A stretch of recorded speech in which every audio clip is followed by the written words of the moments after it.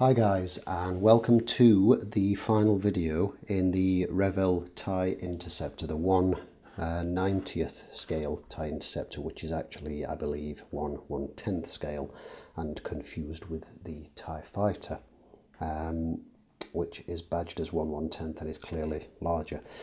But I covered that in the earlier videos. So here's the completed model. It's all been a very simple process, this particular one. A simple to build kit, a very small part count. It's listed as a Revell level 3, which is build glue and paint, essentially, is what that stands for. So it's quite simplistic. There's a very small parts count, and you could just snap it together pretty much almost as is. The only difference in this kit, the only way I've deviated from the original, is I've used the stand that came with the TIE fighter, which you can get a little sneak preview of over here before the next update video, which is going to be a little while on that one because I've got things going on at the moment, so that's going to have to take a little bit of a pause for a week or two. But I have got some paint on that and things are starting to move on that one. This one I wanted to complete because this is for my son and I want to be able to give it to him when I see him this weekend. So as I say, small parts count, simple to assemble. The trickiest part of the whole thing was probably masking off the solar panels, and with hindsight what I would do in future is actually paint the solar panels first, because they're far easier. It would be easier to just paint the whole thing black, for example, and then mask the solar panel sections out. Obviously much easier to mask those out than to mask all the bits around them, which took quite a bit of time, but it's worth it. But you've got, you know, obviously you have the inside and outside of both wings to do. The lid was an entirely clear part, unlike the TIE fighter, which is two separate parts. So I masked the window sections and painted that, and likewise with the front glass, that was masked and painted and then unmasked afterwards. So the procedure as it stood, it had an overall coat of light sea grey, Tamiya light sea grey. I can't remember the numbers off the top of my head. So that was wings, body, everything, and the interior tub was done with NATO black, possibly. I'm trying to remember now. Yeah, NATO black, and then with bits picked out in silver on the front, which I will zoom in and show you in a bit more detail in a moment. Then that was all sealed up, and the fuselage halves fitted together. Everything was sprayed with light sea grey. Then it was, once that had dried, it was masked, and the solar panels were sprayed with Tamiya X18 semi-gloss black.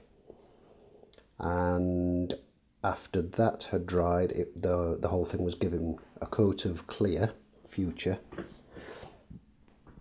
and that was left to dry overnight.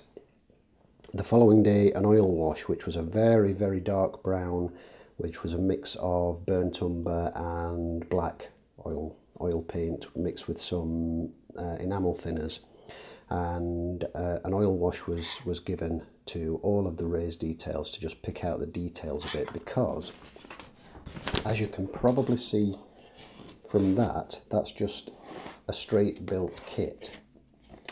Hopefully that's visible enough for you. That's just a straight built kit with no panel line detailing. Looks very toy-like, and a lot of the detail just fades into the background. And this one, with a bit of an oil wash in the panel lines and in the raised detail, it just makes that detail pop a little bit. The weathering was minimal. I didn't really weather it as such, just a pin wash on the details.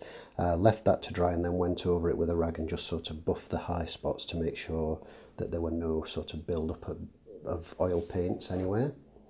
And that's really all there was to the weathering, because being an Empire ship, it wouldn't be space dirty and, you know, having problems with maintenance and what have you. Obviously the Empire have the spacecraft and the wherewithal to maintain them in pristine condition, which is why you tend to see the TIE fighters and Empire spacecraft looking nice and clean, and the Rebel spacecraft looking nice and dirty and weathered, because obviously they have less time for the actual beautification of their craft and just the basic maintenance.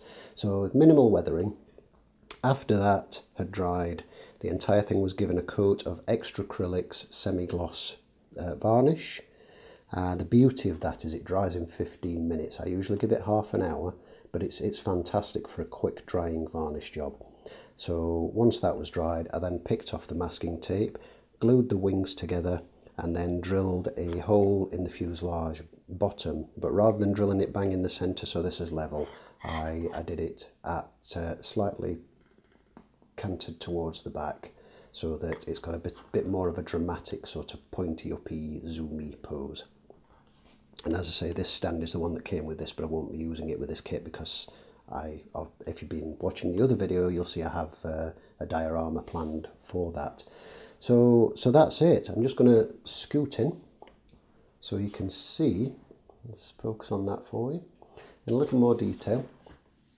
And you'll see if I rotate that round for you, you will be able to see hopefully how the pin wash has just popped out a few of those details, made it a little bit more obvious and a little less boring and toy-like. You can really go to town on these things and go absolutely crazy, but for a basic quick build, this is plenty good enough to pop the detail a little and show you. And you can see, especially on the wings there where you've got all this lovely raised detail, the oil pin wash really pops that detail out.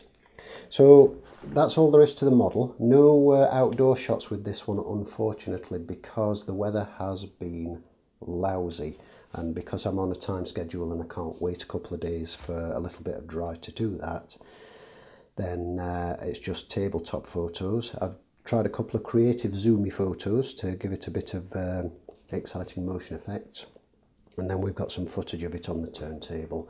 So we're going now to go to the photos and the footage on the turntable. I hope you've enjoyed watching this. Be sure to tune in for the next update on the TIE Fighter. I think there'll be possibly 2 or 3 more updates on that, depending on how things go with the design of the base for the diorama. It's going to be a little bit experimental because I've not done anything like that before. But thank you for watching, and we'll see you in the next video.